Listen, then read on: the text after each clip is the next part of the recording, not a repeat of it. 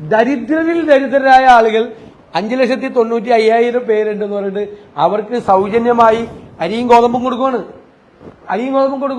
അപ്പൊ അവർക്കൊക്കെ വീടുണ്ടോ? അവരുടെ ആരോഗ്യ സംവിധാനങ്ങൾ ചെയ്യാനുള്ള സംവിധാനങ്ങളുണ്ടോ? അവർക്ക് ചെയ്യാനുണ്ടോ? ഇപ്പൊ സർക്കാർ ആശുപത്രി പോയിട്ട് പോലും കാര്യമില്ലല്ലോ ഇപ്പോഴത്തെ കാലത്ത്. അതുപോലും കാര്യമില്ലല്ലോ. അവരുടെ മെഡിക്കൽ എക്സ്പെൻസസ് മീറ്റ് ചെയ്യോ ഗവൺമെന്റ്? അതല്ലേ, അതിൽ പ്രായമായ ആളുകളുണ്ട്. ഈ അഗതികളുടെ കേസിൽ തന്നെ വൃദ്ധരായ ആളുകളുണ്ട്, ഒറ്റപ്പെട്ട് താമസിക്കുന്നവരുണ്ട്. അവര് പോലും ഈ ലിസ്റ്റിലില്ല.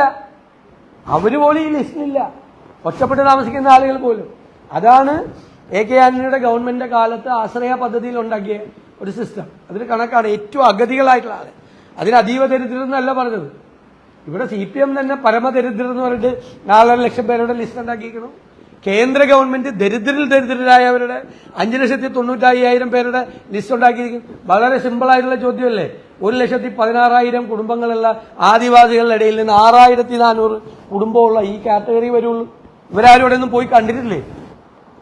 ഇവർ അട്ടപ്പാടി ഉൾപ്പെടെയുള്ള സ്ഥലങ്ങളിൽ പോയി, ആദിവാസി ഊരുകളിൽ പോയി കണ്ടിട്ടുണ്ടോ? ഇവര്